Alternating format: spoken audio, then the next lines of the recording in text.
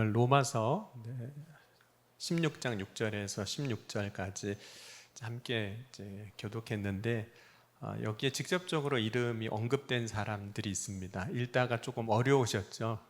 네, 낯선 이름들이고 또 발음하기도 또 어렵고 우리가 평상시에 뭐 바울, 베드로, 뭐 요한, 뭐 마가 이러면 금방 쫓아 읽겠는데 저 잘 부르지도 않는 그 어려운 이름이어서 읽어놓고도 잘 읽었는지 맞았는지 틀리는지도 모르고 그냥 읽었거든요.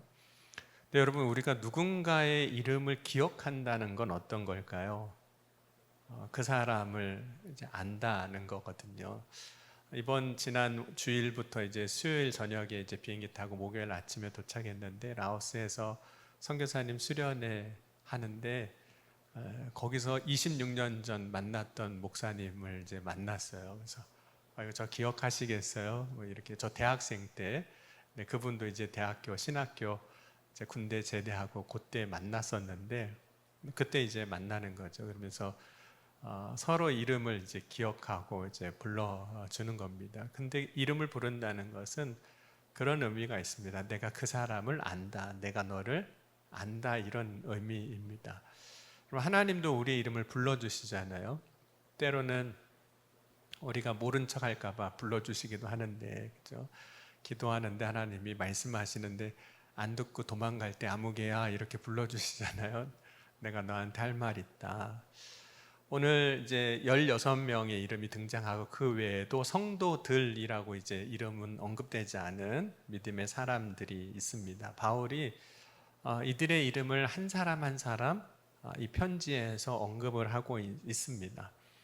왜 편지의 마지막 부분 이제 16장 인사하는 부분인데 거기에 문하라라고 하면서 이들을 언급했던 걸까요? 그 이유는 바울이 지금까지 했던 많은 사역들 가운데 바울과 함께 사역했던 사람들, 동역했던 사람들, 어떻게 보면 잊을 수 없는 이름들인 거죠.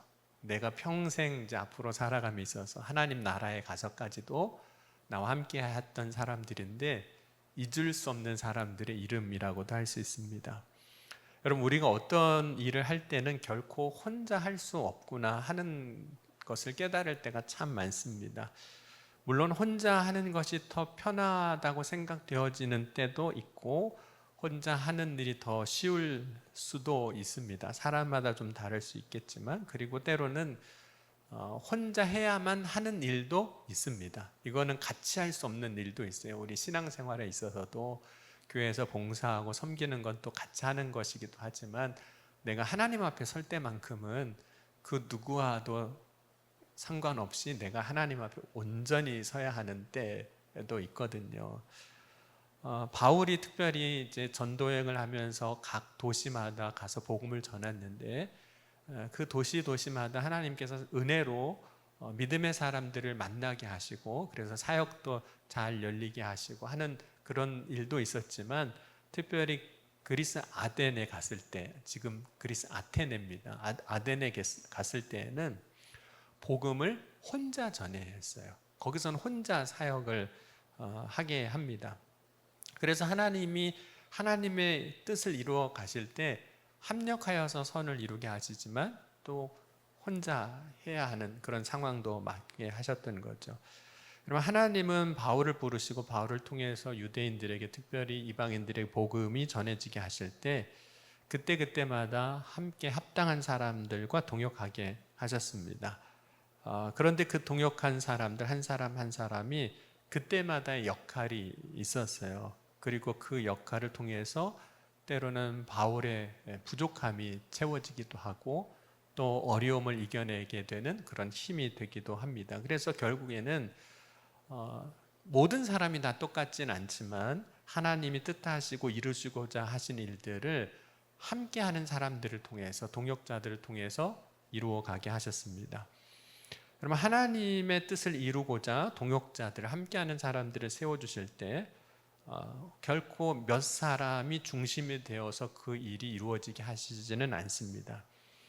여러분, 하나님의 일은 몇 사람에게 치중되게 하시지 않는다는 거예요. 왜냐하면 실제로 여러분 어떤 일을 하다 보면 이렇게 쏠리는 경우들이 간혹 있긴 하거든요. 사람에게 쏠리기도 하고 어떤 일에게도 힘이 쏠리게 되는데, 이 치중이 되면 그것이 나중에 가면 의가 되는 경우들이 참 많습니다. 내가 이렇게 했어라든지 내가 이만큼 공을 세워서라든지 그런 의가 되기도 하죠. 여러분, 만약에 사람의 의로 하나님이 일하신다고 한다면 하나님이 부르셔서 하나님의 일에 참여할 수 있는 사람은 사실은 아무도 없습니다. 왜냐하면 의인은 없나니 하나도 없고 모든 사람이 다 죄를 범하였으면 하나님의 영광에 이르지 못한다고 말씀하셨기 때문에, 그러니까 우리가 어떤 때는 드러내고 싶은 의도 있습니다. 내가 얼마나 열심히 했고 얼마나 많은 공로를 세웠고 얼마나 중심에 있었는지를 가지고 의를 드러내고도 싶지만, 하나님은 결코 사람의 의로 일하시지는 않습니다. 여러분, 하나님의 부르심에는 특징이 있는데, 특별히 하나님의 부르심은 순종하는 자를 통해서 이루어지게 하시거든요. 특별히 하나님의 부르심은 두 가지 특징을 우리가 구분해서 볼 수 있는데, 첫 번째 특징은 부르심이라는 것은 각각이라는 거예요. 똑같지 않다는 거죠. 하나님은 각 사람을 부르신 겁니다. 그것은 동시에 이런 의미이기도 해요. 하나님은 인격적인 하나님이시라는 거예요. 이렇게 둘러치기로 부르시진 않는다는 거예요. 각 사람을 부르시고 그 사람에게 말씀하신다는 거죠. 그럼 하나님이 바울을 부르셨습니다. 그런데 바울을 부르실 때 이제 바울이 이렇게 부활하신 예수님을 다메섹으로 하다 만나는 큰 사건이 있었거든요. 그런데 하나님은 바울만 부르신 것이 아니라 바울과 동역했던, 오늘 이름이 언급되고 또 사실은 언급되지 않은 그 많은 사람들도 사실은 각각 다 부르셨던 거예요. 바울을 부르셨기에 다른 사람들은 바울과 같이 딸려가는 그런 사람들이 아니었다는 거예요. 바울도 부르시고 그들도 각각 부르셨다는 거예요. 그럼 바울을 하나님이 부르실 때, 사울이 바울이 되게 하실 때 그 주변에 돕는 사람들이 있었습니다. 어떤 돕는 사람들이 있었냐면, 부활하신 예수를 만나고 나서 바울이 앞을 보지 못하게 돼요. 그때 그 사울의 손을 붙잡아서 다메섹으로 이끌어줬던 사람들, 누군지 이름조차도 나오지 않습니다. 그런데 앞을 못 보니까, 앞 못 보는 사람은 어떻게 해야 되죠? 그냥 버리고 가나요? 그 사람을 붙잡아서 가야 하는 곳에 데려다 주는 거예요. 이름도 등장하지 않아요. 그런데 그렇게 한 사람이 있었기 때문에 그가 다메섹으로 가죠. 그리고 그 다메섹에 있는 사울에게 찾아와서 안수 기도했던 아나니아가 있었습니다. 처음에 아나니아는 사울에게 가서 기도해 주고 싶지 않았어요. 왜냐하면 그가 예수 믿는 사람들을 얼마나 힘들게 했고 어렵게 했는데 그를 위해서 안수 기도를 해주겠습니까? 여러분을 힘들게 한 사람 있으면 찾아가서 기도해 주실 거죠? 주님이 특별히 가서 안수 기도해줘라 이러면 기쁜 마음으로 순종함으로, 예, 제가 주님 가겠습니다, 아주 지금 당장이라도 가겠습니다 하고 선물까지 싸들고 음식까지 싸가지고 가서 막 기도해주고 그러실 거잖아요. 근데 그게 그렇진 않거든요. 근데 아나니아도 처음엔 그랬어요. 아니, 어떻게 사울이라는 사람에게 제가 가서 기도해 줄 수 있겠습니까?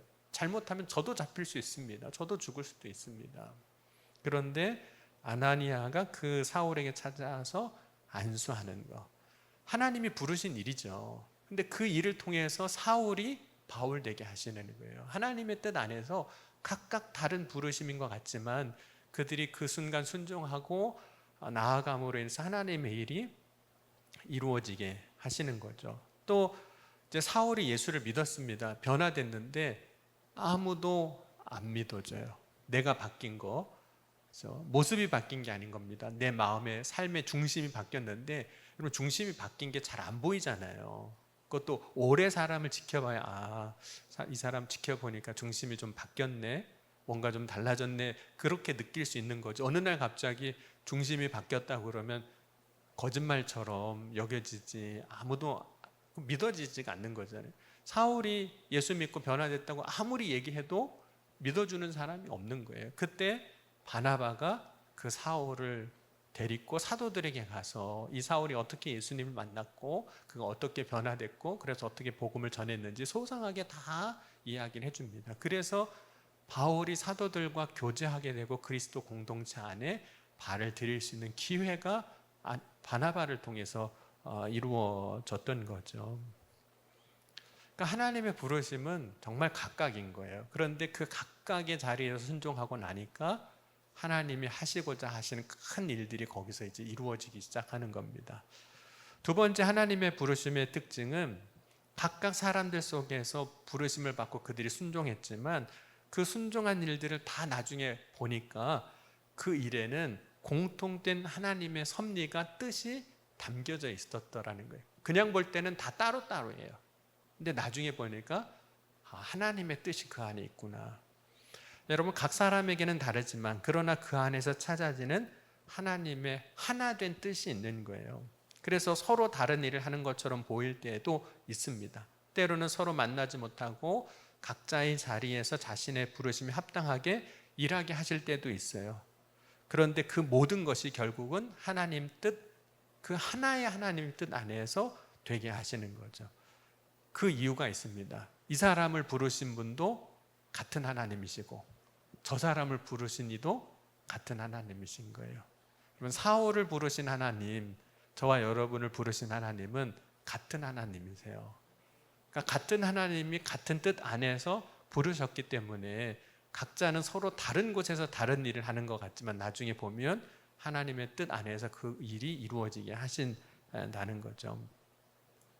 그럼 바울에게 말씀하시는 주님과 아나니아에게 말씀하신 주님, 바나바에게 말씀하셨던 주님이 같은 분입니다. 뿐만 아니라 주님이 말씀하실 때에는 이 사람한테는 이렇게 말하고 저 사람한테는 저렇게 말씀하시는 하나님이 아니시잖아요. 그럼 사람 중에는 그런 사람이 있긴 있거든요. 여기 가서는 이렇게 말하고 저희 가서는 저렇게 말해서 나중에 어지럽게 만드는 경우도 있잖아요. 도저히 믿을 수 없는 상황을 만들어 놓기도 하는데 하나님은 나에게 말씀하신 하나님이시, 다른 사람에게 말씀하신 하나님이 한결같으신 분이거든요. 그래서 모든 사람이 각자의 부르심에 순종하고 나가보면 그 속에서 하나 된 하나님의 뜻을 발견하게 된다는 거죠. 나는 이 일을 한 것 같지만 결국에는 이런 큰 하나님의 뜻을 이루시기 위해서 나를 그렇게 부르신 거구나 라고 이야기하게 되는 거죠. 그래서 그 속에서 찾아지는 하나 된 하나님의 뜻을 발견하는데 그 뜻을 발견할 때 그때 우리는 뭐라고 고백할 수 있냐면 일치된다고 할 수 있는 거예요. 다른 모습이고 다른 자리에 있지만 하나님의 뜻이 하나가 된다는 거예요. 일치된다고 이야기하는 겁니다. 일치란 억지로 끼워 맞추는 것, 억지로 해석해서 같은 것이라고 이야기하는 것은 결코 아닙니다.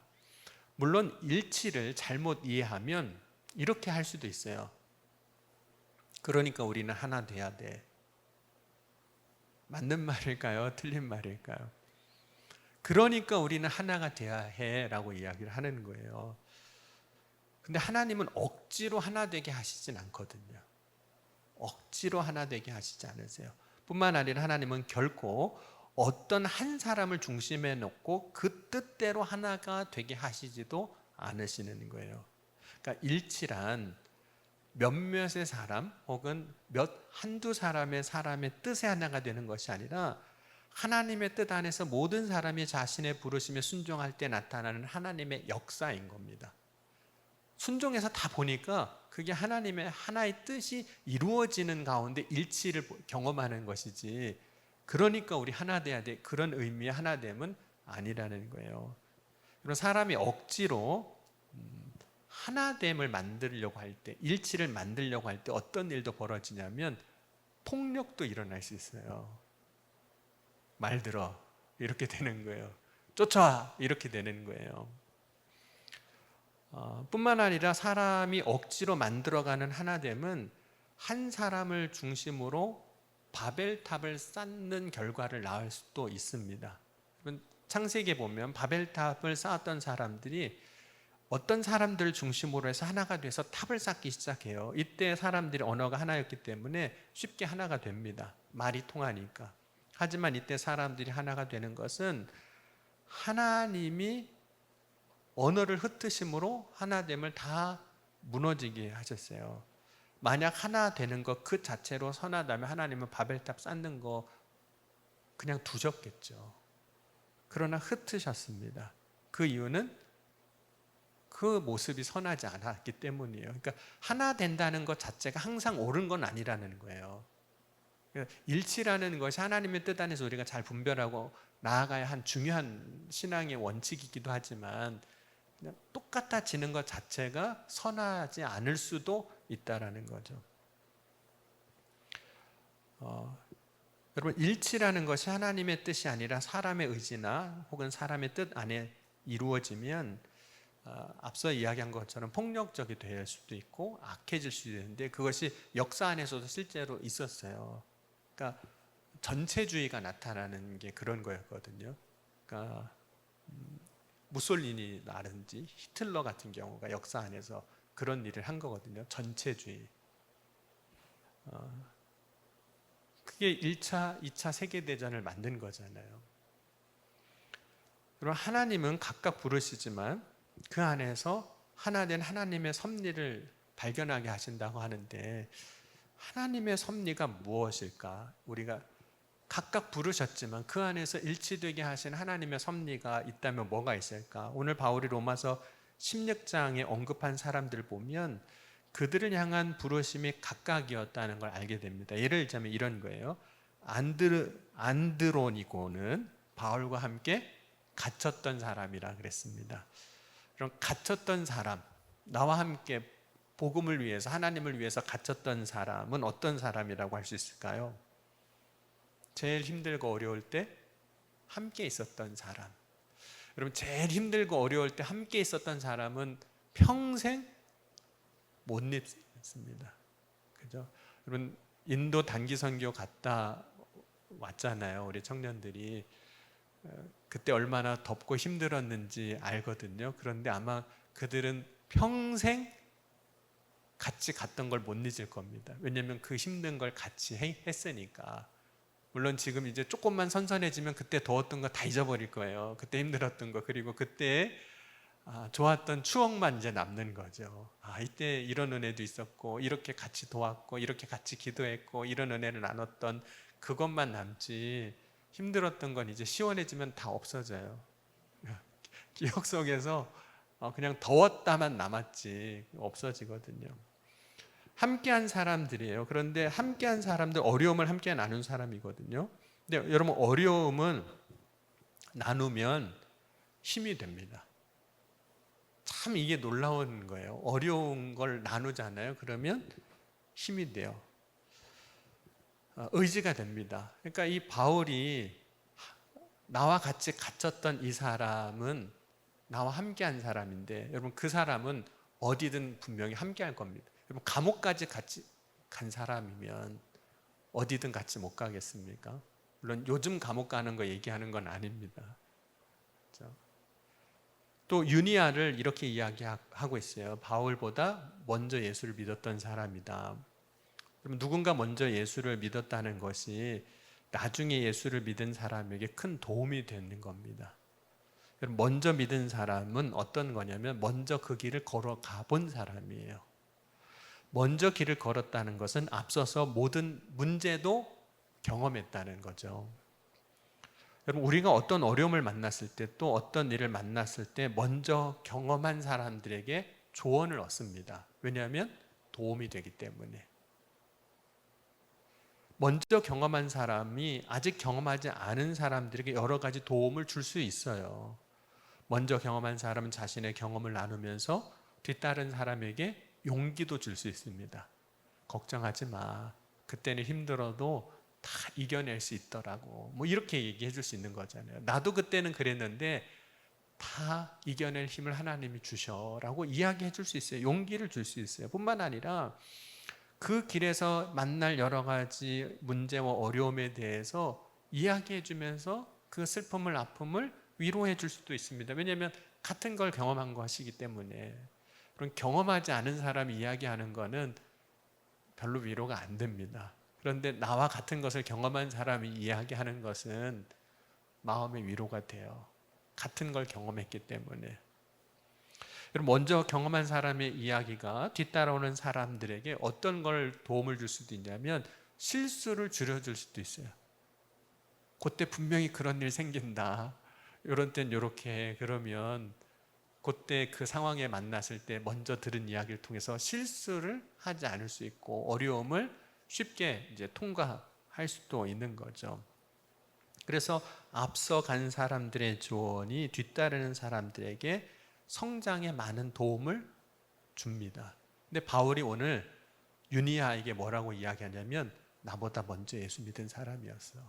그 얘기가 무슨 의미일까요? 그냥 인생 선배네, 신앙 선배네 그런 이야기만 하는 게 아니라 물론 바울이 위대한 사도이지만 내가 믿음 안에 갈 때 그 먼저 믿은 사람이 분명히 신앙의 그 연륜을 가지고 도움을 주었던 사람이라는 그런 고백이 이제 담겨 있는 거죠.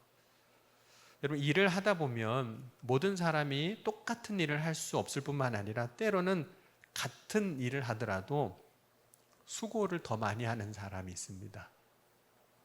여러분 주일날 여러분 선교회별로 혹은 성가대나 기관별로 설거지하면 일을 다 똑같이 하시나요? 설거지 그릇 개수가 누가 더 많이 한 게 분명히 나옵니다. 누구는 더 많이 하게 되고 누구는 더 힘든 일을 하게 되고 누구는 좀 물론 꼭 일부러 그런 건 아니겠지만 그런 상황들이 벌어져요. 교회에서뿐만 아니라 모든 자리에서도 그런 일이 있을 수 있습니다. 더 많이 수고하는 사람이 있습니다. 여러분 같으면 더 많이 수고하면 어떤 기분이 드세요? 같이 일을 했는데 돌아보니까 내가 일 더 한 것 같아요. 그럼 어떤 생각이 드세요? 억울합니까? 내가 더 일한 것 같은 억울한 그런 마음이 드시나요? 근데 여러분 반대로 생각해 보면 내가 더 많이 수고했기에 누군가는 조금 쉴 수 있었습니다. 물론 뭐 일부러 그런 경우는 좀 억울한 수도 있지만 누군가에게 내가 쉼을 줄 수 있어요. 더 많이 수고한 사람이 있기 때문에 꼭 그 사람이 쉴 수 있는 것뿐만 아니라 일이 마쳐야 하는 일이 늦춰지지 않고 제때에 이루어질 수도 있었던 거예요. 누군가 더 많이 수고하는 사람이 있었기 때문에 차질 없이 진행이 됐다는 겁니다. 이게 꼭 설거지만 아니라 우리의 삶에 있어서 주님의 일에 있어서도 마찬가지죠. 여러분 바울은 두르베나와 두르보사 그리고 버시를 이야기합니다. 이들을 주 안에서 더 많이 수고한 사람이라고 이야기를 합니다. 여러분은 더 많이 수고하시는 분이 되고 싶으세요? 좀 덜 수고하는 분이 되고 싶으세요? 더 많이 수고한 사람을 바울은 기억하는 겁니다. 그 사람의 이름을 기억하는 거예요. 여러분 주님은 더 많이 수고한 사람을 기억할까요? 아니면 그냥 여기 숨고 저기 숨고 수고를 안 하려고 하는 사람을 기억할까요? 물론 괘씸하게 기억하실 수도 있으시지만 결국은 수고를 더 많이 한 사람을 기억하게 됩니다. 그러니까 여러분 수고를 더 많이 하는 것이 그 순간에는 참 억울하고 분하고 또 원망스러울 수도 있지만 수고를 더 많이 하는 사람에게 하나님이 주시는 복이 있습니다. 그럼 우리의 삶을 이렇게 주변에 돌아보면 더 많이 수고하는 사람들이 분명히 있습니다. 그런데 그 더 많이 수고한 사람들 때문에 어떤 일들이 수월하게 이루어져요. 물론 더 많이 수고한 사람들이 인정을 받기도 하지만 때로는 더 많이 수고했지만 아무도 알아주지 않고 인정받지 못할 수도 있습니다. 더 많이 수고한 것이 때로는 이런 생각을 갖게 할 수도 있어요. 참 불공평하다. 그죠? 근데 여러분 수고하는 사람이 항상 보면 다음번에도 더 많이 수고하는 거 아세요? 다음번엔 좀 바뀌어야 될 거 아니에요.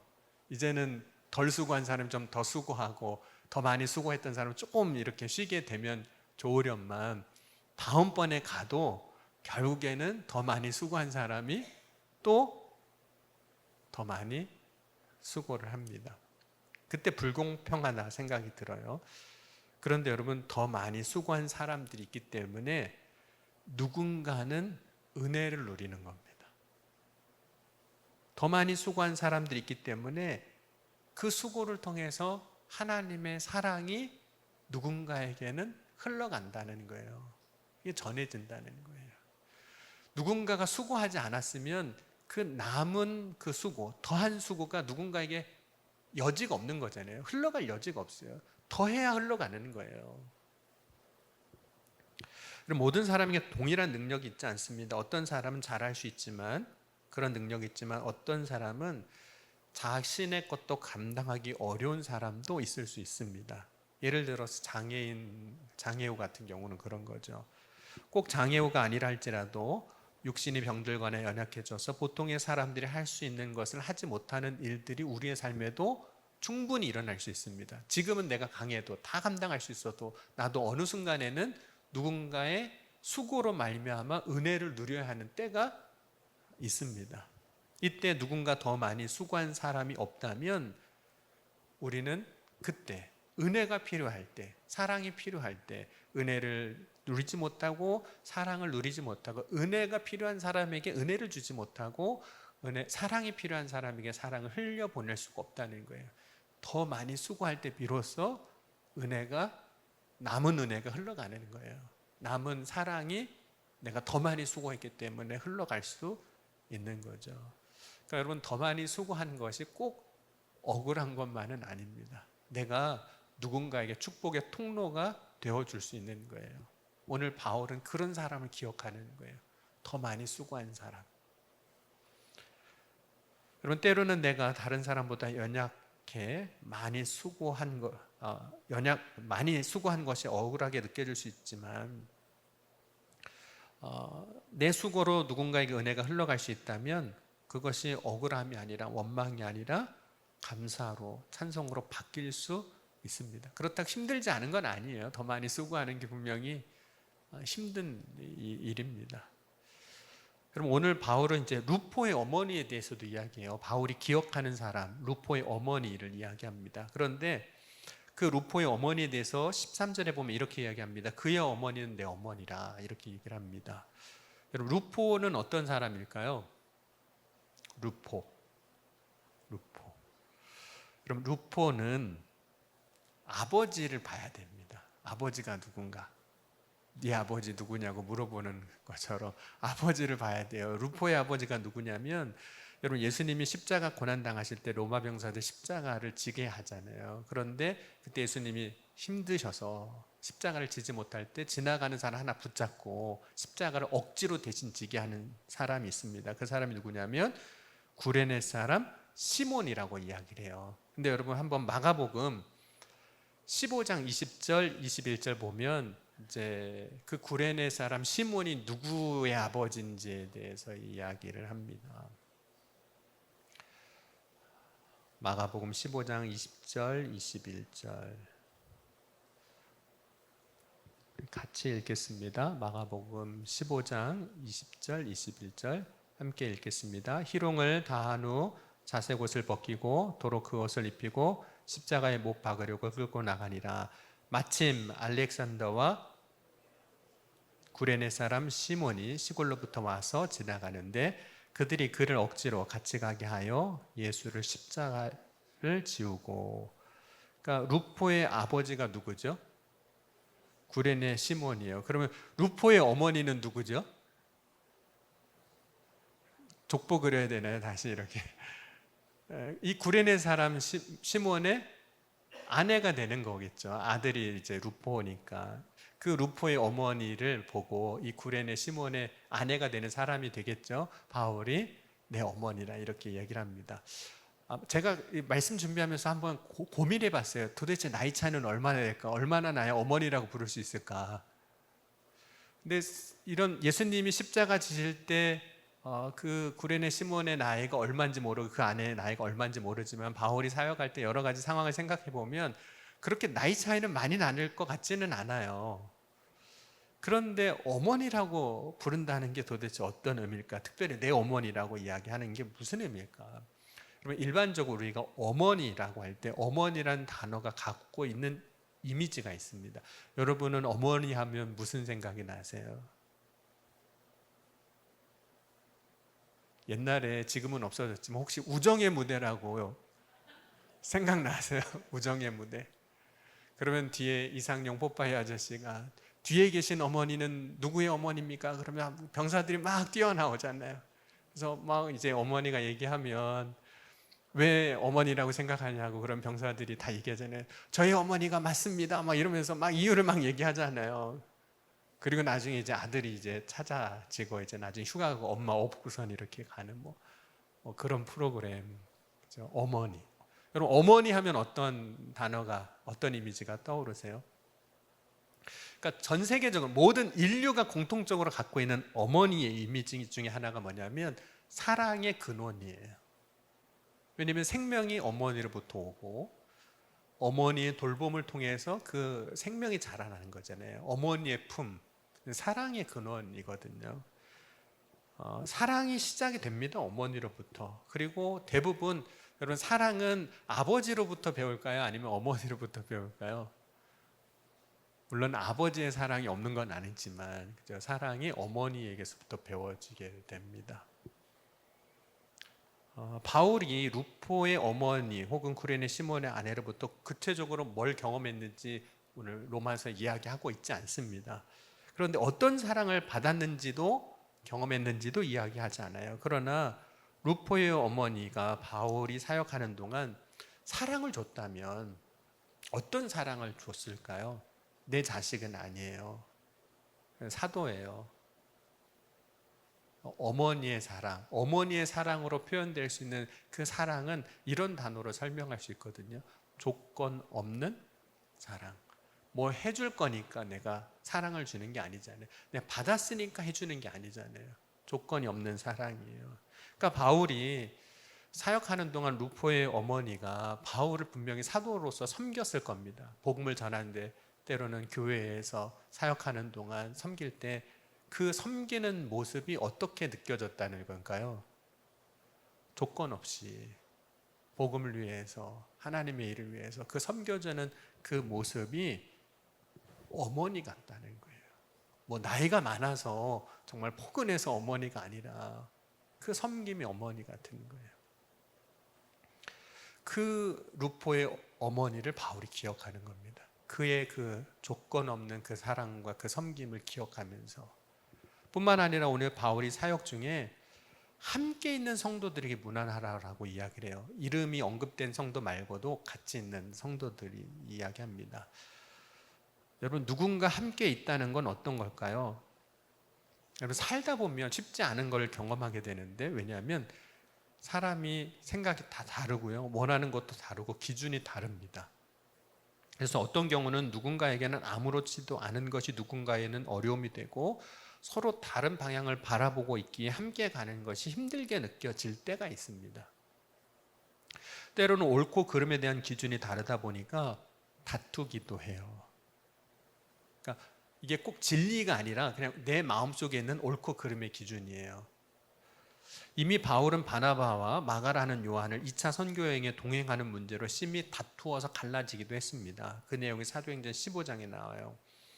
그럼 바나바도 바울도 자신의 뜻대로 하지 않고 성령의 인도하심을 따라서 사도행전 13장에 안디옥 교회 안수기도 받고 파송받아서 선교여행을 시작했는데, 그러나 어느 순간 어떤 것을 결정해야 하는 그때에 자신의 생각이 너무나도 분명하게 드러나기 시작하는 거예요. 자기의 뜻이 너무 강하고 분명하게 드러나니까 바울조차도 바나바조차도 함께 하지 못하고 갈라서는 일이 있었다는 거거든요. 그러니까 실제로 함께 한다는 게 막상 그냥 느슨하게 함께 하는 건 그냥 괜찮습니다. 그런데 진짜 막상 어떤 일에 함께 하려고 그러면 힘들게 느껴질 수 있어요.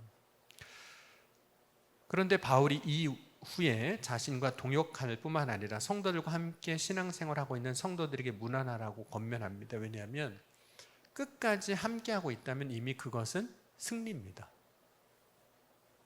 같이 하고 있다는 게 이미 승리예요.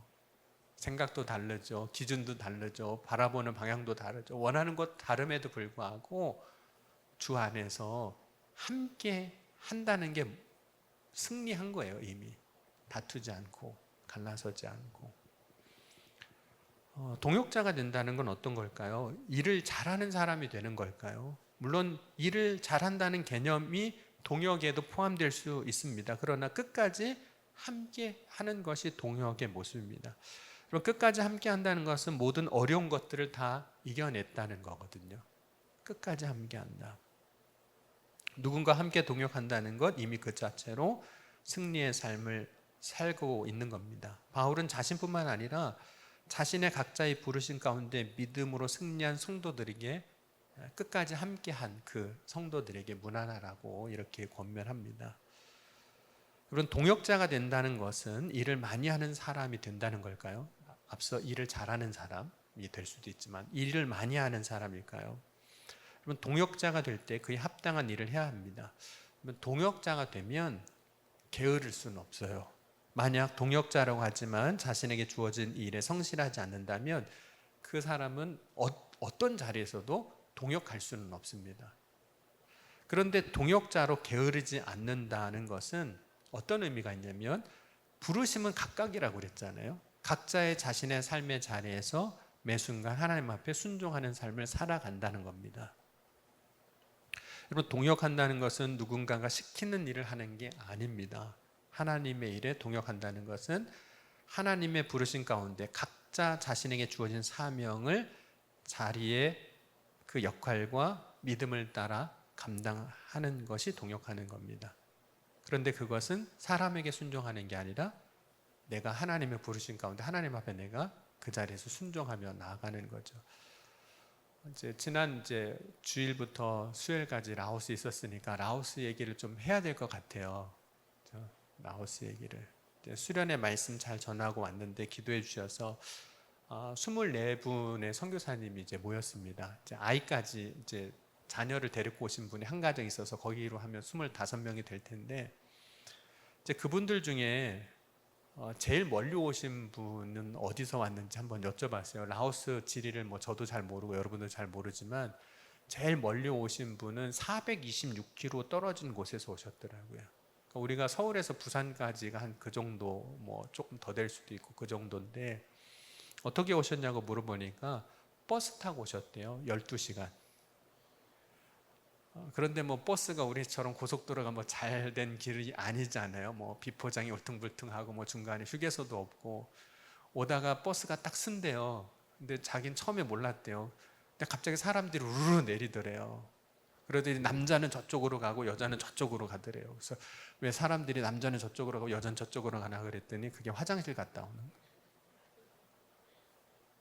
나중에는 자기도 남자가 일로 가면 절로 가고 여기로 가면 일로 가고 이러셨노라고 얘기도 했는데 12시간 버스 타고 오셨어요. 그래서 여쭤봤어요. 비행기는 없냐고. 그러니까 비행기도 있대요. 그러면 한 400km면 부산에서 오면 1시간 이렇게 내외로도 올 수도 있는 거리인데 물어봤습니다. 왜 그러면 비행기 타고 오면 한 2시간 넉넉 잡고 이렇게 올 수도 있을 텐데 힘들게 그렇게 12시간이나 버스 타고 이렇게 오셨냐고 물어보니까 이유가 2가지였습니다. 첫 번째 이유, 버스 타면 한 3만 원이면 온대요.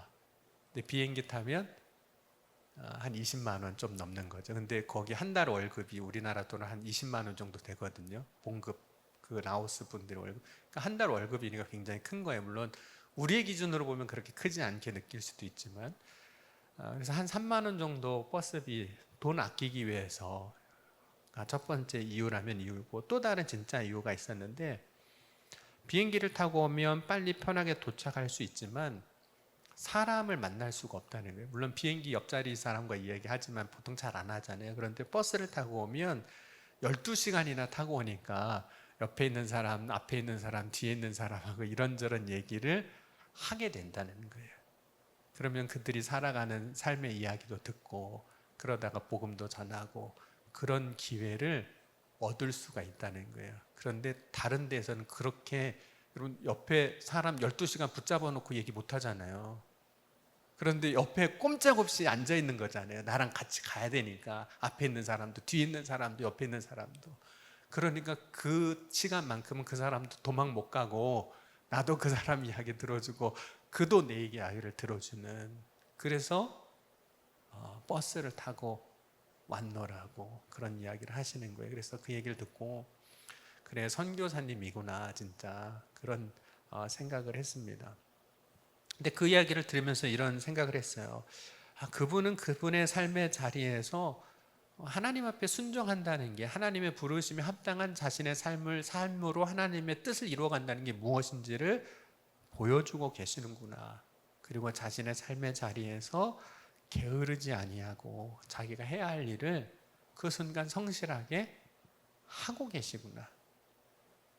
물론 당장 무슨 열매는 나오는 건 없지만, 그런데 그분이 이제 일찍 오셨어요.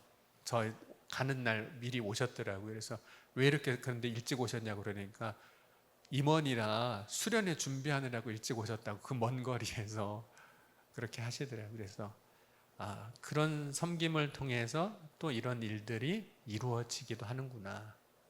그 수고를 누군가 하지 않으면, 더 많은 수고를 하지 않으면, 자신의 삶에 주어진 자리에서 게으르지 않고 그걸 감당하지 않으면 이 일은 안 이루어졌을 거잖아요.